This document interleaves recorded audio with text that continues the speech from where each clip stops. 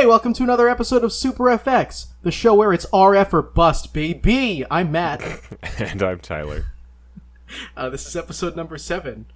How you been, buddy? I've been good. I can't complain. I especially since you just sorry, I was just gonna say since you whooped me in Mario Golf this past week. I did. That said, granted, I had played, I think, a lot of it more than or before you had. I think it was my first together, time. It was your first time, yeah. So, I had a little bit of practice. But what can I say? Yeah. My hockey team goes out in the beginning of the playoffs every year, and so they go golfing. Meaning me as a hockey fan, I'm also skilled at golf. I don't know where I'm going with You were stunting on me with birdie after birdie. That's where you were going with that. I was, yeah. But then you did beat me at some Dr. Mario, so. That's true. I'm glad you're willing to admit that. So I was at work today. I got a text from Lauren saying, "Hey, another bird hit the glass of the backyard and it died." Oh no, stunting on me with a third birdie, I see. Yeah, so I came home from work and I had to look forward to that, cleaning up the dead bird. It was huge. It was a big bird too. I don't know anything about birds, but it was a big bird. You don't know like what species of bird? Oh, it was brown. Yeah, that helps. I mean, I guess it actually does help. It narrows it down quite a bit. Yeah, so that kind of sucked. But I also picked up. We have for those of you who don't know, Matt and I are both pretty big Mountain Dew fans. I think as you kind of have to be as maybe video game people. I don't know. Do video game fans all like Mountain Dew? It kind of seems like it. I've liked Mountain Dew for a very long time, since before I realized that there was any connection at all. So so we got 2 new flavors of Baja Blast. I think they're Canada only, but I'm not sure. One of them. Wait, hold on. Hold on. Wait. They're called Baja Blast, Baja Punch, and Baja Flash. I imagine you've tried them both already. Well, I just tried the punch, and it's just like fruit punch. I don't know. It was just okay. I did pick up the Baja Flash, and that one's pina colada, which is pineapple and coconut. I don't know if I'm really looking forward to that one. Mm-hmm. I'm looking it up on the Mountain Dew fandom page. It does say that it is part of a promotion called 100 Days of Baja. Oh, I'm in. I don't Please know. let that be here. I don't know Please what day of Baja we are currently in. One of them, I guess. It looks like maybe this was a U.S. only promotion, and somehow the flavors came to Canada as part of a separate promotion. I just stopped into like the little gas station Mart today to grab a soda. Gas station Mart. I don't know what you would call it, because it's not a convenience convenience store. Well, but like it's attached to a gas station, so I don't know if you would call it that. Yeah, of Because course. when I think of would. convenience store, I think of like 7-Eleven or like a Quick Check or I guess there is gas at Quick Check, huh? I don't know. We don't have that here, but every Sevs that I know of here is attached to a gas station. I can't think of a single standalone 7-Eleven. I can only think of one 7-Eleven that I know of here that has a gas station attached to it. The rest of them are all just separate stations, like separate stores, I mean. Right. But okay, I went to the gas station convenience store. Uh-huh. I guess you would call it that. And because it wasn't a Sevs, it was like a Gulf. And I went to get a Mountain Dew. I got a Voltage, but they didn't have any other flavors that I saw that were out of the ordinary. And I know that for some reason here in the States, whenever there's like a new flavor of Mountain Dew, you can only ever find it in certain stores. And I don't even think it's because there's usually a promotion going on with those stores. It's just that those stores are the only ones who will agree to carry it. It's just inconsistent. Yeah. Weird. Huh. Like when I found Frostbite recently at Walmart, because I never shop at Walmart because it's the garbage of Target. As we've discussed previously. Yeah. But they had Frostbite there, which apparently that one is Walmart exclusive, but I never would have known. I never shopped there. So now I have to start going to Walmart to get Frostbite because it was amazing. We don't have a ton of the extended flavors here. We get Code Red, we get Voltage, regular, and then Baja Blast was really prominent for a while, and lately it's kind of been harder to find. So I'm kind of concerned about that because Baja Yeah, Blast is my I favorite. saw one today. I saw a Baja Blast today. I think that it's usually around summer. I We like how we start like seeing like bottles of it fucking like, oh, I saw one this today. Today I saw one Baja Blast. in the wild. Yeah. Guys, like, we're changing our podcast to the Baja Blast cast. like it's like some fucking like animal wildlife show. Like, oh, I spotted a Baja in the wild today, and then it crashed into my window and died on my deck. Dude, I'm so sorry. Yeah, we don't have that many extra flavors here. The ones that we do have, they only ever stay around for a very short amount of time. I'm glad that Major Melon is still around because I really like that flavor. But I wish they would bring back Whiteout, which was my favorite flavor that they ever came out with. Is that like a cherry? No, it's like a it's like Sprite mixed with regular Mountain Dew was the way that I used to describe it. Interesting. So like I don't know if I've ever way seen that one citrusy. here. Yeah, it's really good. Hopefully at some point I'll get the chance to try it again if they ever decide to bring it back, and hopefully you will too because I love that flavor. But my second favorite's Voltage, and thank God they're never getting rid of that. It looks like so. Yeah, that one is a mainstay here for sure. Yeah, I'm really glad. Hey, video games. Oh, that's right. I forgot. Our podcast isn't about Mountain Dew. Yeah, what have you been playing? Well, Tyler, I'll have you know that I finally graduated from playing Pokemon, and I've started to play Pokemon. Oh boy. I know. I finished everything that I needed to do in Fire Red, except for evolutions and trades, but those are going to come at the very end.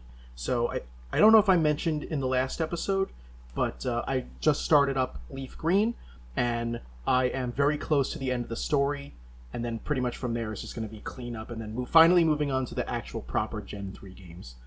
Okay, all right. So we've only got maybe about like 7 or 8 more years of listening to you talk about Pokemon? Actually, with the speed that I've been doing it recently, because I got a second wind, and I feel like that happens every time I do this. It happened brilliant. with Gen 1 and Gen 2. So now I'm just like speeding through Leaf Green, and by the time I get to Ruby, I feel like I'm going to be done before Metroid Dread comes out, because I really want to be able to play that. Yeah. That's October, right? Yeah. Yeah. Yeah. You can, if you're really chugging, you might be able to get there.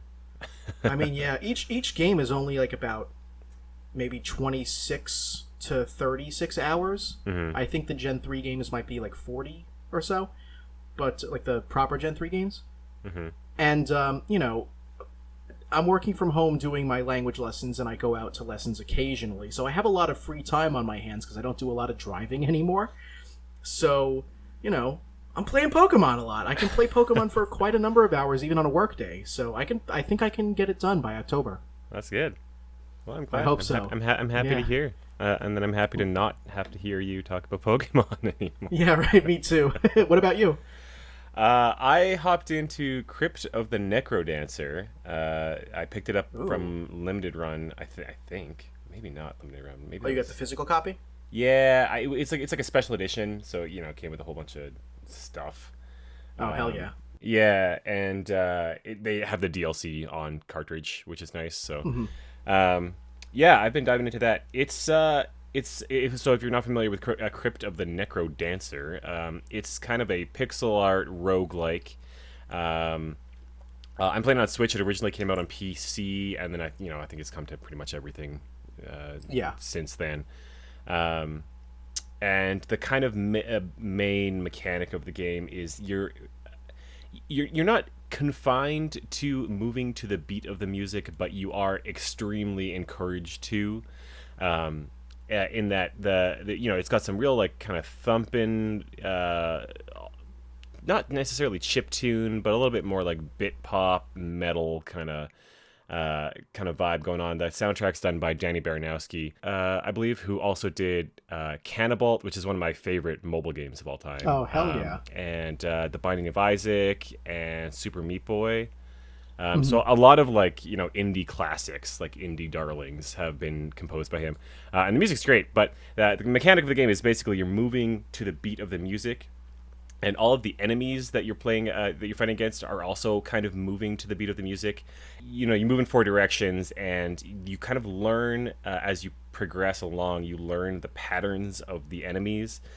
So, for instance, there's kind of these like blob monsters who will bounce up and down, but not left or right, and they'll bounce in a certain pattern to the beat. And so as you play more and more, you kind of learn and pick up on each way that these monsters are moving. And then there's dragons and golems and things like that that you'll fight.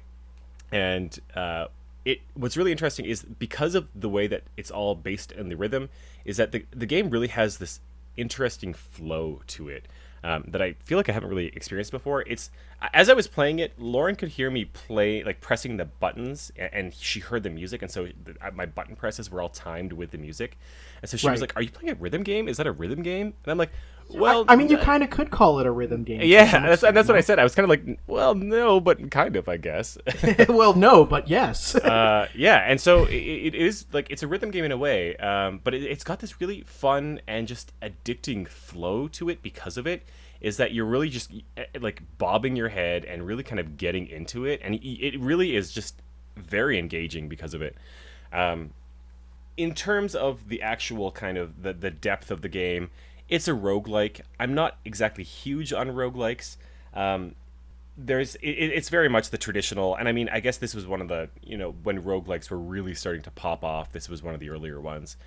So I don't know how much... Pop off a second time, you mean? Yeah, I don't know how much this could be a fault for the game, but it's just very much the roguelike of roguelikes in the way where, it's a little bit grindy. You have to unlock all the kind of good stuff to really make a good run. You kind of are expected to have some of the good items. Some of the items are not so good, and they do have a mechanic where you can kind of choose which items that you want to be included in your drops for each run. So if there's one item that you never pick up, you can choose to disclude it from the random drops, which is kind of nice to have that option. It's also nice that they have like kind of a section in the lobby, they call it, where you can go and select certain monsters to practice against. When you're actually playing in the game, it can be really overwhelming because oftentimes there'll be 4 or 5 different monsters on screen, and there'll be a new one or maybe a mini boss that you haven't tried before, or you don't have a ton of experience against, and so that thing will just like destroy you immediately. So you can go into the lobby and practice against one of these monsters, just like one-on-one, to kind of learn its movement pattern. And then once actually in the game, in theory, you'll have the experience more under your belt and be able to beat it easier. That reminds me, have you played Mother 3? No, I haven't played Mother 3. No? No. I mean, do you know about its battle system, how its battle system works? Very vaguely. I remember when the translation came out, I think. I tried to play it for a minute, and then I was like, maybe I should play, the other ones first. Okay, well, then I guess this will be news to you, too. Like, Mother 3's battle system, it's exactly the same as Mother 1 and Mother 2, but it also implements a rhythm system, where if you just attack the enemy with your standard attack, if you press the A button to the rhythm of the music, and each battle track has a different rhythm, you'll do combo damage. Mm-hmm. And there is a section like in the menu where if you want to get down an enemy's like beat, they call it the heartbeat of the enemy in the game, you can just practice in a practice battle against that enemy to get its heartbeat down so you can smack it with the correct rhythm. And some of these rhythms are like really fucking fun too. Most of them are just the standard like 1 2 3 4 1 2, but there's one song in particular that has the rhythm of like the clapping at a baseball game. That's like 1 2 1 2 3 1 2 3 4 sure. 1 2. Yeah. And I love it. So it reminds me a lot of that. It sounds very similar. By default, at its base, your rhythm doesn't have much of effect as an effect on battle. It's still necessary because the enemies move in the rhythm, and so if you're not, you're probably going to get clowned. But the main clowned. Wow, I've never heard that before. The main kind of mechanic is as long as you're moving to the beat of the music, you get coin multipliers, Yeah, So if when you beat an enemy, you'll drop more coins as long as you have kind of a streak going. So it's a that's little what bit you more. meant by like incentivized. Yeah, but Yeah. that said, there are some items that will incentivize you, like give you double damage if you have been moving to the rhythm for a longer period of time. Right. Yeah, so I've been having a lot of fun with it. I think it is one of those games that really lends itself to Switch. I think, maybe I've said that before, but there's a lot of just kind of these indie games and a lot of kind of smaller titles that are a little bit easier to just play short bursts of. Yeah. And this is definitely one of those where it's really easy to pick up, play for 10 minutes, and then put down. I find myself just playing just a lot more on my Switch lately. Whereas I feel like, maybe a year or two ago, I would have sat down and just played this at my PC. But I don't know. I just find myself like I'd rather spend the extra to get a game on Switch and just have that option to be able to play it portably, which I had never really seen myself do before. So, Yeah. speaking of playing your PC games portably, perhaps we should jump to the news. Yeah. So, guys, for gamer news with a Z or a Z this time around, or it legally doesn't count. I'm sure a lot of you have probably already heard, but if you haven't, strap in, because Valve is gonna make a consoleized version of Steam called the Steam Deck, which is actually set to be released this coming holiday, and I don't even really know how to feel about it. I don't know. Yeah, it's basically a Nintendo Switch. But it's like, but it's not. It's so weird. It's very strange. I see. I think I was speaking just now about wanting like not buying my PC games on Steam because I'd rather buy them on Switch so I could play them portably, and I think this is their response to that. I think they saw that was happening. They saw that folks would rather buy a game like this because then they have the option of playing it at home on their TV or taking it on the go. And I know with obviously with Steam you can do that with a laptop or something like that, but just having an actual console with actual buttons and that's not a laptop, I think there's something to be said for that. So I think that's the market that they're going after here. I think they saw the the success of the Switch. And they want their piece of the pie. I think the console itself is not very good looking. I think it's an ugly thing. It looks very ugly. But how do you consoleize the PC without like all these sacrifices in the design? Because it has to have a traditional controller layout, but it also has to have like a mouse pad on it. Well, not necessarily. It's got little touch pads. That's basically what I mean. Like it has like what is essentially a smaller laptop touchpad. Yeah, and to my understanding, you can, if you wanted to, connect a Bluetooth mouse, Bluetooth keyboard, and I assume prop it up or put it on a dock or something, and to be able to use it that way. I don't suspect that many people will want to use it that way. It kind of defeats the purpose. Yeah. So the issue kind of for me here is that with the Switch, if I'm a developer and I'm making a game that I know is going to be on Switch, I'm absolutely considering the console. The portability of it? Not necessarily portability, but just the way that people are going to play these games. But what I mean by that is Nintendo will basically say, like, all right, we have 3 modes. We have handheld mode, we have tabletop mode, and we have docked mode, and you have to specify which modes your system or your game is going to be playable in, and ideally we'd like it if you had it in all 3 modes. And so as a developer, you're going to make your game and you're going to consider all 3 of those modes as you're making your game, and you're going to consider the specific controller, right, that it's going to be used with, and you take all those considerations into the design of your game because you're making it specifically for Switch. With the Steam Deck, I think a big part of the issue here is that if I'm Bethesda or whoever, and I'm making Doom Eternal, that's a game that arguably maybe was designed for keyboard and mouse, but also it's got to be playable on a wide array of controllers, and also now it's going to be playable on Steam Deck. And so you have this experience that suddenly becomes really fragmented, and as a developer, it's kind of hard to design gameplay around such a myriad of control options, right? And such a myriad of, screen options and just ways that people are going to be playing these games. So I think they're really at a disadvantage because of that. There's going to be some games that you can buy on Steam that probably aren't going to be playable on this thing, period. For a variety of reasons, right? Maybe they don't Yeah. have controller support, right? Maybe they require a keyboard and mouse for whatever reason, right? And One thing that, sorry to interrupt you, but no, go ahead. it's kind of pertinent to this argument, actually. I think that there is something to be said about the longevity of a handheld, like PC machine. And everyone knows that it's going to be difficult to get certain games that are meant for PC to run on this thing. But like Valve seems to be on top of it, because I saw reported by, I think it was Kotaku, Valve's R&D is working night and day to individually test the entire Steam library to make sure that the games can run on the Steam Deck. Mm-hmm. Now, to me, that sounds great, but all that really says is they can run on it. It doesn't mean they're going to be playable / play well.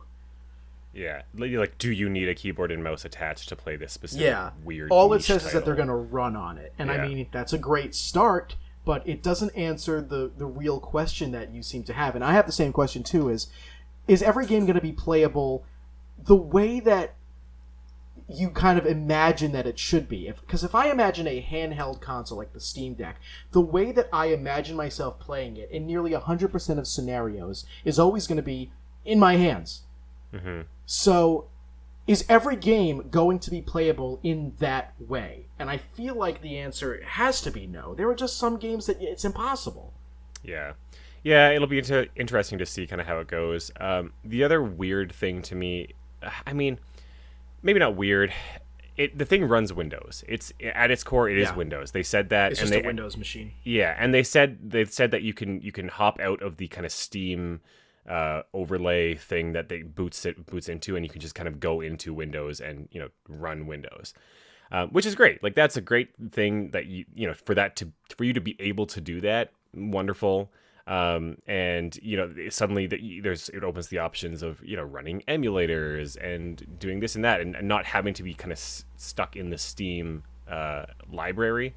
If there's games potentially on like Xbox Game Pass or something like that you wanted to play that run on PC already, in theory it sounds like you should be able to do that. My kind of problem with this is, by having that option, it really, I think, alienates a lot of people. And the reason I say this is because something like the Switch, it's something that it's a product that they streamline, and they streamline it on purpose. And I think a lot of folks really kind of harp on Nintendo for not including certain features in the Switch that they'd like to see. Examples being maybe streaming services, or maybe like more customization, things like that. But I think they forget that Nintendo is really focused on to some extent, they're really focused accessibility. on accessibility and a casual audience, right? Yeah. They want folks to be able to walk into Walmart, pick up a Switch, pick up Mario Kart, take it home, put it in, and play it, right? That's what they're looking to do. When your console is Windows based at its core, and it's running this Steam skin overlay, it really is, I think, a certain type of audience, a certain type of person, a certain type of gamer that they're looking for here, that they're marketing towards. And I'm not saying that that's a bad thing, I guess. I think it's really alienating a certain group of people.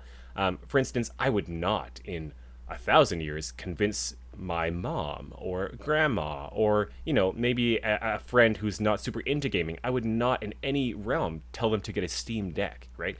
But I wouldn't think twice about telling them that maybe they should look at getting a Switch, because I see what you mean. They're different experiences for different people. And I think if Valve wants to see some mainstream success, I don't know if this is the way to do it. And granted, I don't know if that's what they're going for here, right? I don't know if they're looking to capture, take over the handheld console market. I don't think that's what they're after. Even if they were, they couldn't. Yeah, I don't think that's what they're after here. But yeah, I think it's a very specific portion of the kind of gaming community, the market that this appeals to. And I think it does kind of leave maybe the extended community, it's alienating in a way.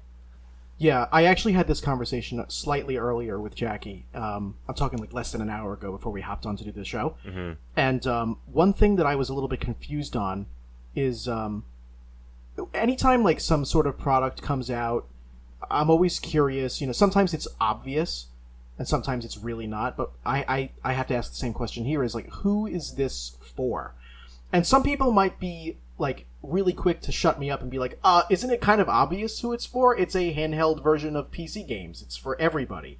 But I'm gonna stop you right there, person who's quick to stop me, because what about all of the people who are incredibly elitist about playing PC and they have like these thousands of dollars machines that they spent money to build? The PC master race. Yeah, they're not going to buy this because A, it's going to cost them more money to play games they can already play at home, and B, they obviously, and I agree with them, they're going to get the better experience playing on their thousands of dollars machines that they built or maybe bought.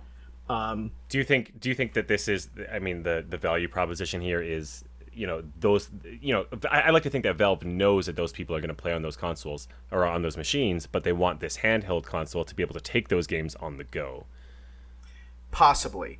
But like that also brings up another like part of my confusion too, is because if you go to the other end of the spectrum, you have people who are primarily console gamers, but in my experience, people who say that they're console gamers, it doesn't mean that they don't play games on computer, because it's super accessible to play games on PC or Mac. You just kind of do. It just happens because they're all over the place. It's not like buying a console where you have to invest money in the hardware before you can even hope to play the software. Most families already have a family PC, and then the kids are just using them, or teens, adolescents, whoever, even adults. It's much more accessible to be gaming on PC. So even people who are straight up, I'm mostly a console gamer. That's the key word, mostly. No one ever really says, I'm only a console gamer, because they kind of don't exist. And then there's the limbo land in the middle, people like, I think, maybe you and me, who play a pretty good mishmash, 50-50, of console and PC, depending on the scenario. Mm-hmm. And I don't know that it's necessarily for us either, because since we're playing about 50-50, we don't really feel like we're going to need to own an entire new set of hardware to play games that we already have access to and already have the comfort of playing around 50% of the time from our homes. Kind of the same deal as the PC Master Race. It just doesn't seem like it's a product that is worth anyone's time. And I think that it's a really cool idea, which kind of sucks, because on paper it seems like it would be amazing, but when you kind of give it out to all of the demographics, all the demographics of people who play PC games, in my mind at least, there doesn't seem to be any one specific demographic that this machine caters to. Yeah, I definitely agree. I think, it sounds like, based on the pre-order excitement, it sounds like the store went down and they sold out or whatever, right? So it sounds like there is some interest. I'm certainly not going to pick one up. I don't really personally see a reason, because I think have someday, a Switch. For me at least, but not right away. I don't have any reason to pick it up right away, and especially since it's going to be difficult to find with the state of how things are right now with scalpers. So yeah, there's a huge chip shortage right now, and that's kind of compounding across industries. Autos, cars, graphics cards, computers, tablets, cell phones, everything is really kind of at a shortage right now, for combined issues. But I thought it was very ambitious for them to come out and say, hey, it's July, we've announced this product, pre-order start now, and we're shipping it in 6 months, less than 6 months. I was very surprised to hear that floored me. So we'll see kind of what they make for shipment deadlines and that kind of thing. I wouldn't be surprised to hear that there's a lot of delays, but it sounds like this had been in the works for quite some time. I'm surprised that it was under wraps for so long, if it's this far along and they're shipping in just a few months. So I mean, do you remember like years ago hearing rumors about the Steam machine? Do you remember that? Yeah, I wonder if that project kind of became this, morphed into and then we heard talk about the Steam box. Yeah. And like apparently those never came to fruition. I remember there was a Steam controller, but all that is just a controller Yeah, with a touchpad on it they that you did use on have PC. Steam boxes did come out. They kind of were a partnership with some different PC manufacturers, so it wasn't exactly Steam's hardware or Valve's own hardware that they made. They were involved and such, but with their VR headset and stuff now, they've really kind of jumped into the hardware realm. Yeah. And hey, good on them. I mean, I think it's only natural progression for a software company to try to dip its toe in the hardware. Yeah, Scene. absolutely. Yeah, I mean, it makes I've absolutely as much as I feel like we both are kind of saying who's this for? I'm glad that it exists. I think this Yeah, kind of well, thing. you and I are, we're collectors, so we see the value in things that are stupid. Yeah, I don't know if I Now, would not go to so say far that to this say is it's stupid. well, but... yeah. I was just gonna say I don't think that necessarily this is stupid, but I'm just saying, like on an extreme end, we may not necessarily be the audience that this is catered to, and we may not even understand who it's for in general. But I'm still happy to see it come out. It's a cool piece of technology, and it's something that I would never have imagined would ever come out. Even just 10 years ago, if you told me that I could play PC games on a handheld device, like literal PC games, I'm not Android run PC games. Yeah, that's certainly. Yeah, certainly. I think it'll be really interesting to kind of see what happens. Yeah. I do think we got to move on, though. I do want to talk about the Blizzard, the Activision Blizzard stuff that kind of came out this week. Activision Blizzard, the state of California announced that, I guess they're alleging that there has been some extremely discriminatory practices and findings over the course of a 2-year investigation. It sounds like that there's been, rampant sexual harassment issues at the organization. I hate to hear this kind of thing, but I also hate to say that, it's not surprising in any way. You hear this kind of horror story kind of through the grapevine, on Twitter and that kind of thing. And for it to come out after a 2-year investigation from the state, I think certainly gives some credibility to the claims. Nothing is obviously proven at this point, but, it sounds like there's been just some really, really horrible sexual harassment issues from the top down at the organization, to which even some reports are saying that it led to a female employee's suicide at some point. So obviously this is some tragic, horrible findings that this investigation is alleging. And I just having a lot of friends in the industry, and a lot of honestly a lot of female friends in the industry, like I said, I hate to say that I'm not surprised to hear this kind of thing. I am surprised to hear kind of the severity of it.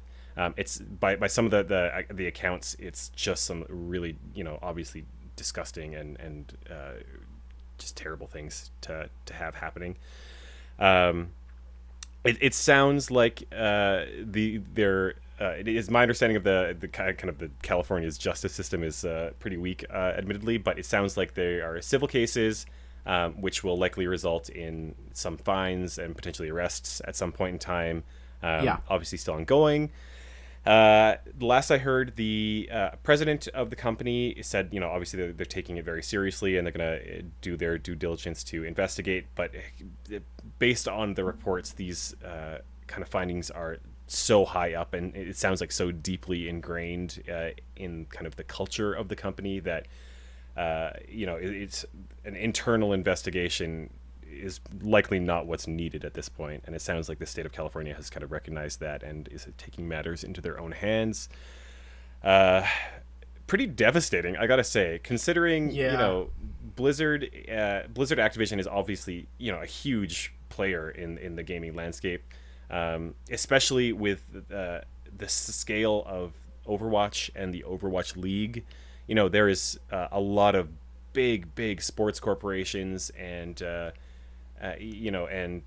millionaires, billionaires who are buying Overwatch League teams and getting into that sport and really investing a lot of money into that sport, and esports in general. But to have all this kind of allegation come out, and just the publicity that Overwatch and World of Warcraft, like all of Blizzard's properties get, they're really big name in this industry, and to have these allegations come out, it's going to have ramifications. I think that we're going to still be kind of feeling for years to come after this.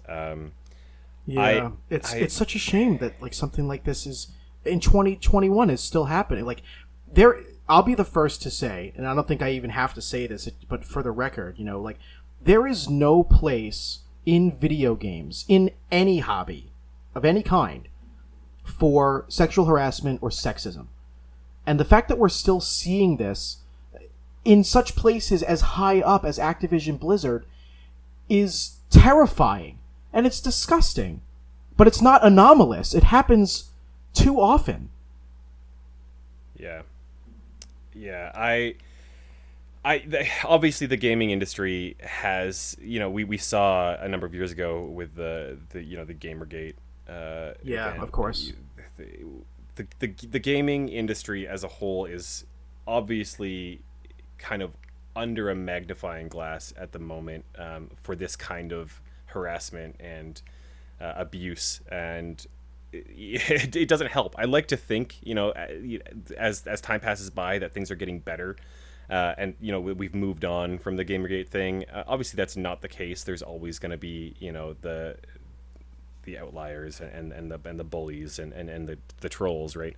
And I like to think that we're getting better and we're moving on from that. And then this kind of thing comes out, and this obviously this is not a group of internet trolls who are doxing and who are just like uttering threats online, right? This is actual physical violence that is happening within a workplace, right? And not just happening, but has also been allowed to continue to happen. Yeah. I mean, the investigation began, you said it was like 2 years ago, and in that time, despite the investigation having been ongoing, how many more people were sexually harassed? Yeah, it's something that we'll be hearing about for years to come. Yeah. It's something that hopefully they'll be able to kind of give find, I don't want to say the root cause, because I feel like something like this at the end of the day, it's so deep rooted. It sounds it's like deeply in ingrained culture, in society, basically. Yeah, it's kind of hard to put into words exactly how you or I feel about this sort of thing, because it's such a very big issue. Yeah. It's tough to talk about. It's tough to hear, but it's important. And if we don't have discussions like this, then things like this continue.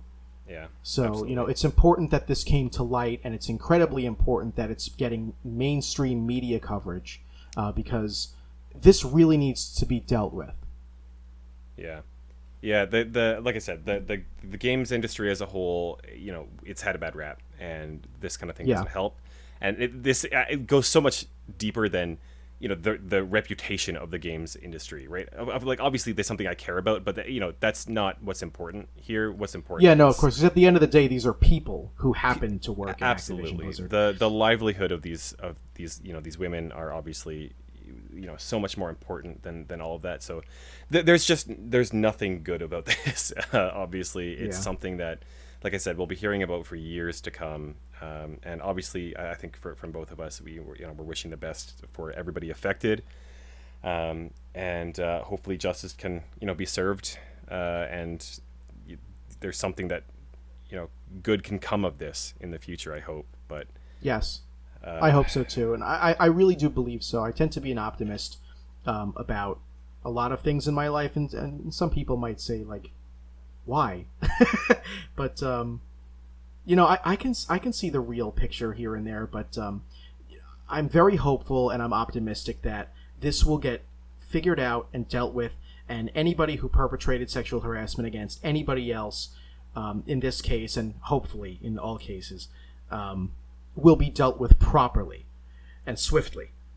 And my biggest hope is just that we can walk away from this better people. And I'm not just talking about the games industry, because like we already have enough of a bad rap that this sucks. It doesn't make it any better, yes, but I'm more concerned about, like you said, the livelihoods of these people. And it's difficult to have this conversation, not just as a person, but also as a gamer, because this is something that happens so often in the gaming world. It kind of sucks. And, I am proud to be a gamer, but not for these reasons. These are the kind of things that make me, do I wish that I had a different hobby? No, of course not. But do I wish that my hobby were better and more mature and easier for women, especially, to get into? Absolutely. I want more acceptance among, different genders. I want there to be equal understanding, no harassment, and I guess at the end of the day, I just want everyone to be kind to each other, because gaming is something that we can enjoy together and should enjoy together without having to bring any sort of sexually charged content into the workplace, especially. Yeah. But yeah. I think you said it. Yeah. Yeah. Yeah, that's about it. With that being said, Super FX will always support the livelihood of people working in the games industry, and especially if you've been sexually harassed, we support anything that you have to say, and we love you. We hope that you're doing okay, and we hope that this gets dealt with. Yeah, amen. Yeah, but that's pretty much all the gamer news, I think, for last couple of weeks. This was the thing that took the biggest spotlight, other than the Steam Deck. Yeah, there hasn't really been a whole lot else. No, I definitely wanted to make sure that we had the time to chat about that. I think it's really important that obviously our listener base is not that of IGN's listener base, but it's something that I think is really important for us to talk about. Wait, see, we don't have that much water.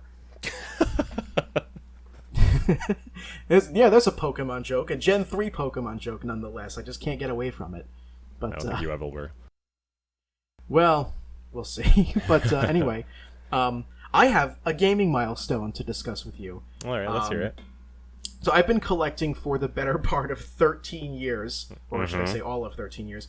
And in all 13 of those years, I never, until today, finished the Black Box collection for NES. That is all 30 Black Box titles.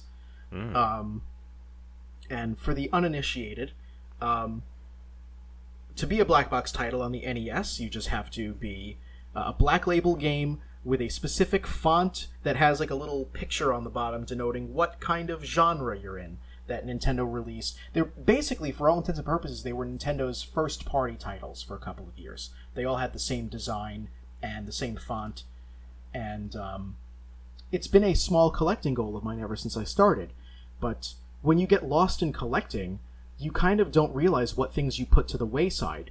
So even though it's been 13 whole years, I'm only just finishing collecting 30 games now.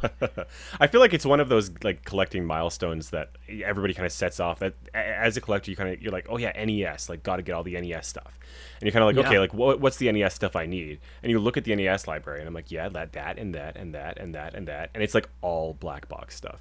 It's kind of the quintessential NES because that's library. The thing, they're all staples of the library. Yeah. Because you could talk about your Mario 3 or your Mega Mans and stuff, but most of the time, I think you're right, people will mention more than anything else the Black Box titles. Mm-hmm. And most of them are very inexpensive. I can really only think of 2 or 3 that even approach $100, and only one that, or actually 2 I should say, that exceed $100.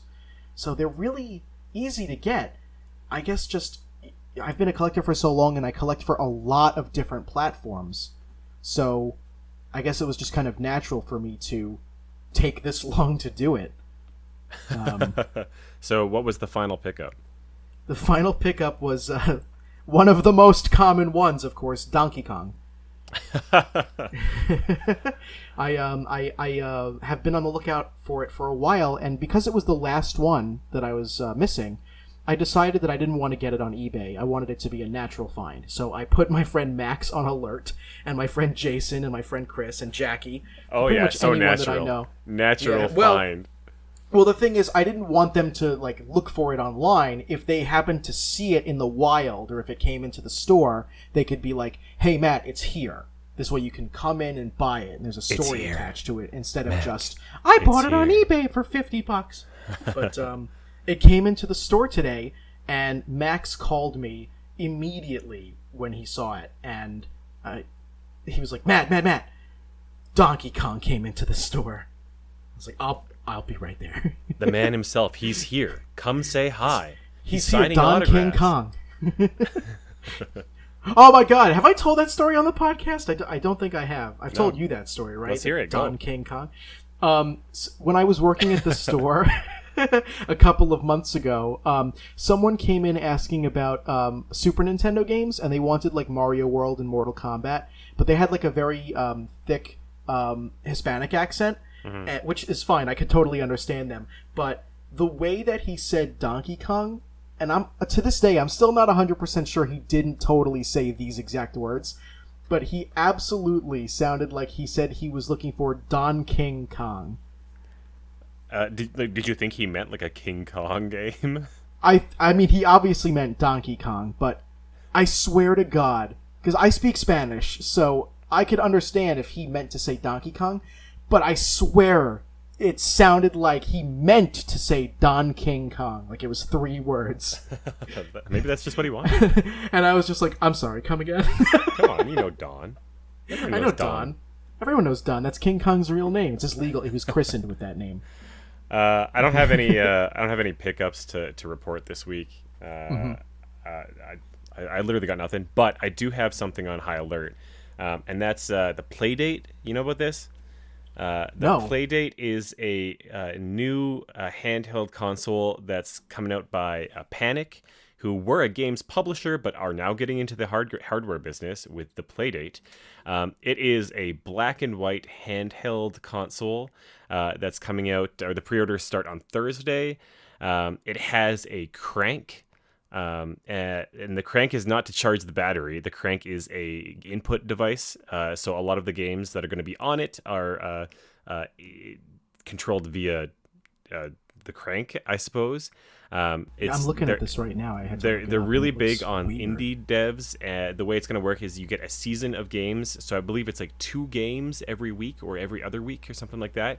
That'll just automatically download to the device wirelessly, and you'll just be able to hop on and play. And they're kind of like intended to be short experiences, but it looks super, super cool. And I think it's really awesome that there's a company that is just trying something different. In this space, being able to come out with hardware is no small feat in this day and age.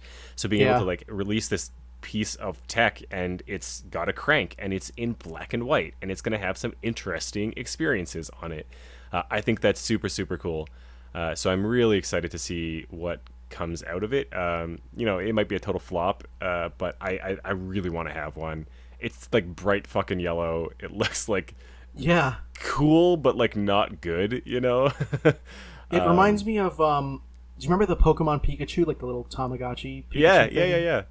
That's what it reminds me of, and the fact that it has totally. a crank on it makes me think it has like a tail, like a Pikachu tail. Oh yeah. It's I can't cool. get away from Pokemon, but like that's literally what it reminds me of. I can't believe I never saw this thing. Thank you for bringing it to my attention. Yeah, so I think the pre-orders are on Thursday, so I'm definitely gonna order one.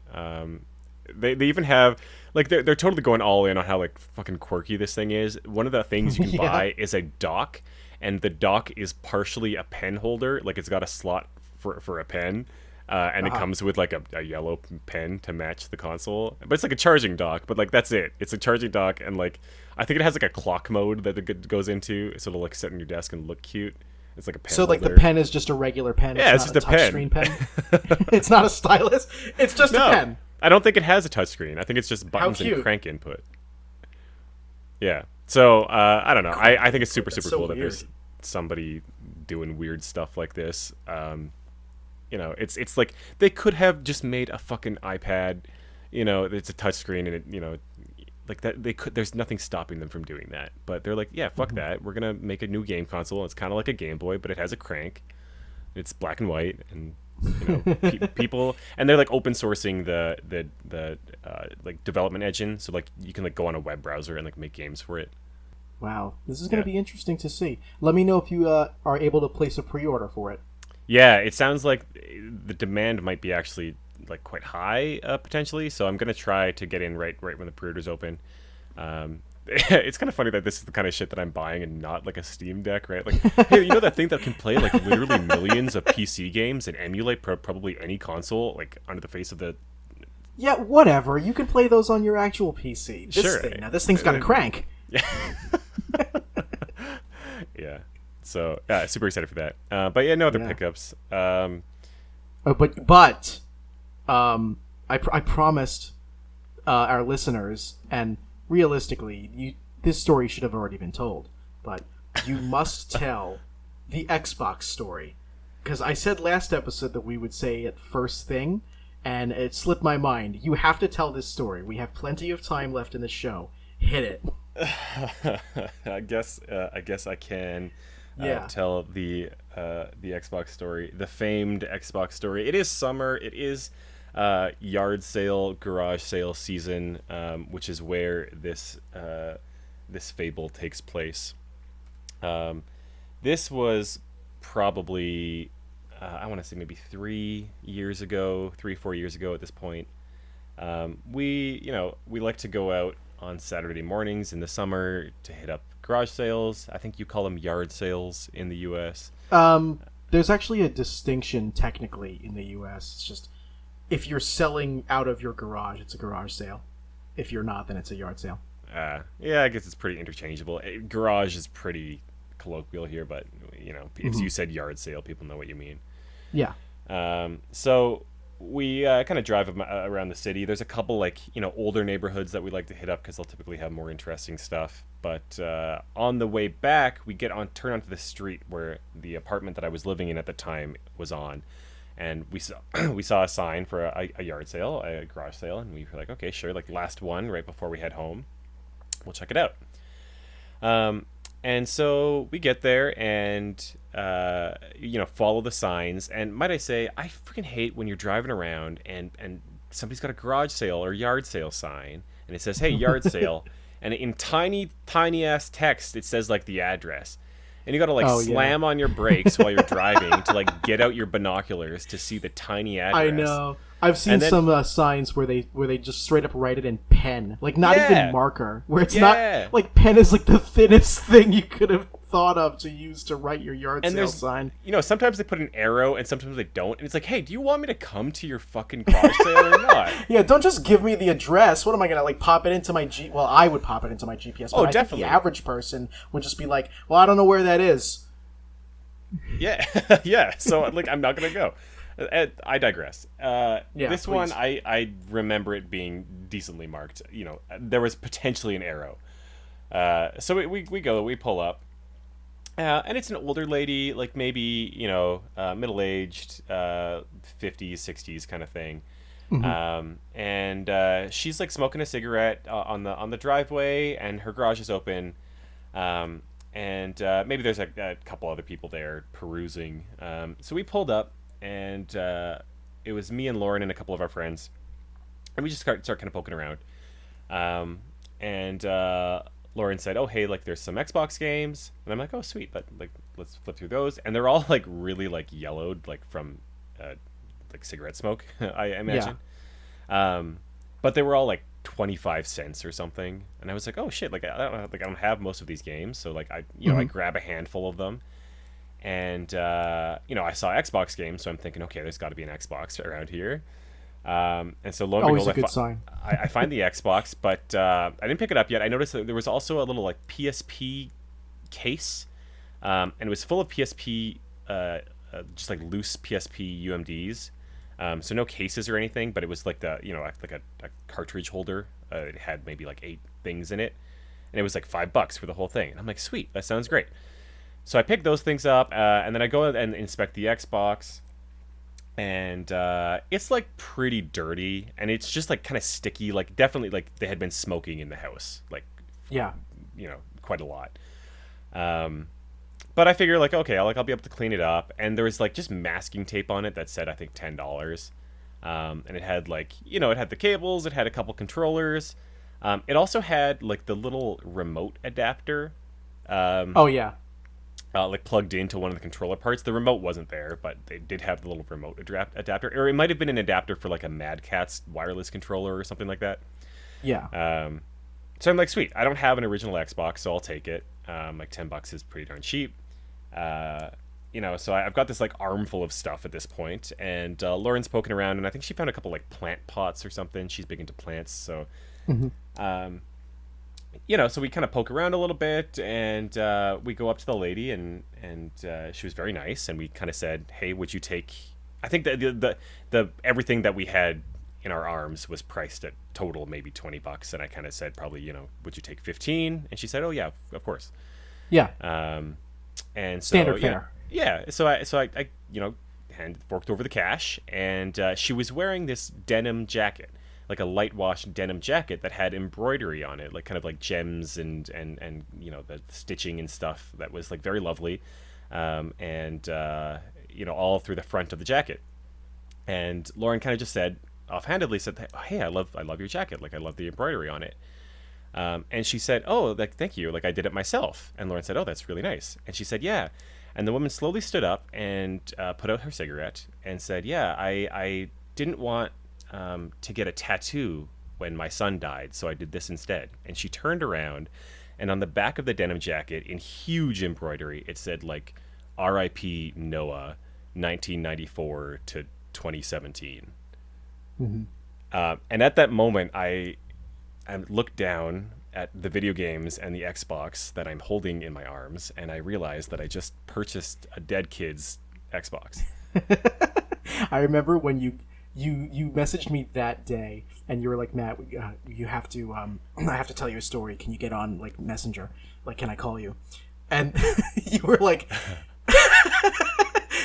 way more like high octane about it because it had just happened. But I remember you totally caught me off guard because you began the conversation with, "I just bought a dead kid's Xbox, man." I'm like, what? What? Explain the set of circumstances. Yeah. Yeah. There was definitely a lot of emotion going. So, but like, what could I do? I already paid. I wasn't. You already bought it. Oh, like, yeah, I was going to ask for a refund. So I, said thank you, have a good day. Like, I'm sorry for your loss. Yeah. And we turned and went on our way. And the group of us got back into the car, and I'm like, I feel like I've seen a ghost. Never mind potentially holding a ghost. I don't know. And I said, like, because only Lauren and I were the ones who had heard, been involved in that conversation, and the rest of our group, I don't think, heard the conversation. And I kind of said to them, right, like, "Guys, like, this is that dead kid's Xbox." So I had to explain the story to them again. And I'm like holding this thing in my arms as we drive home, and just like feeling very strange about the whole thing. And there's part of me that's like, hey, like, I'm happy that this kid, what I'm assuming, I guess I can't say for sure that I know that what the circumstances were, or the scenario was. I'm assuming at this point that this was his Xbox. But it's very likely. Let's be honest. Yeah. It all adds up.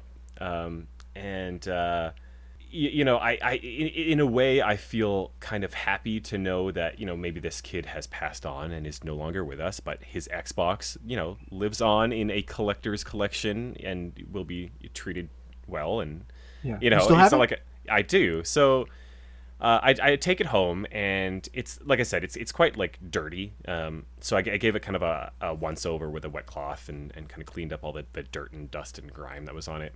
Yeah. Peeled off the masking tape and such. And I didn't have time that day for whatever reason to plug it in and test it. But I did want to pop the disk drive open to see if there was any games in it.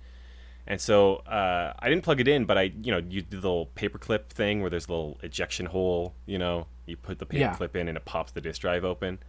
I did that, and out comes a DVD.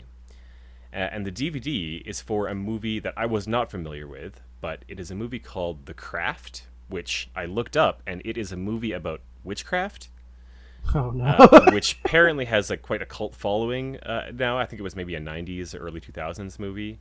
Mm-hmm. And at that point, I'm staring at this dead kid's Xbox, which just ejected a film about witchcraft onto my desk. And just really just feeling very not great about the whole situation. So I do still have the Xbox. It's on my shelf with all my other consoles. I have not ever turned it on. Are you afraid that like the ghost of Noah will inhabit your room from then on? I don't know, dude. I don't know. I just feel very uneasy about it. Well, like I kind of agree with you because I mean, like, I go to estate sales all the time, and like, to be very blunt about it, I buy video games from dead people a lot. You know, somebody passes away and their family sells all their shit, so there I am buying their video games. But it hits different when it's a kid or an adolescent. You know? Yeah, and I don't know. Like, I'm not somebody who like believes in ghosts. I don't think I'm not somebody who's superstitious. You know, but there's just something. No, I'm not either. There's just like this air of like creepiness around it, though. That it's like, especially in this case. Yeah. I don't know why. I don't know. I will turn it on at some point. I feel like in a way I'm doing a disservice by not playing it. You know, by not actually using it. I feel like I probably should. I don't know. Let me know. Like maybe it's something that I'll live stream. You know, I'll hop on Twitch and I'll hook up the Xbox and like go through the save data or something. I don't know. I don't know. Maybe eventually there will be an Xbox title that you're like, I really want to play this, but it turns out it's not backwards compatible on any. Oh, and I have to play it on the Xbox. The other, yeah. So you have to. I'll be around for that. I think maybe what we'll do, we can plan for like a Halloween stream, and it'll be the first time I turn on the potentially haunted Xbox. Yeah, because that is something I'd actually like to do at some point, is to do like Super FX streams and like videos too. Yeah, I think that'd be a lot of fun. That would be hella fun. Would you say hella in 2021? Is that allowed? You certainly can, especially when you're talking about haunted Xboxes. I guess that's true, but yeah. I think we're over time, so we should probably wrap up. Yeah. With that haunted Xbox story, stay tuned for the Super FX stream, which we've evidently just created and announced at this time. It's going to happen. Yeah, this October. Be there. That'll do it for our show. To learn more about Super FX, you can visit our website. It's superfxpodcast.com. You can find our show wherever you find your other favorite podcasts, including Google Podcast, Apple Podcast, and Spotify. You can also follow us out. You can check us out on social media, including Twitter, Instagram, YouTube, and Facebook at SuperFX Podcast. We love to hear from you, so reach out with any comments or questions on social media or by sending us an email, hi@superfxpodcast.com. That's hi@superfxpodcast.com.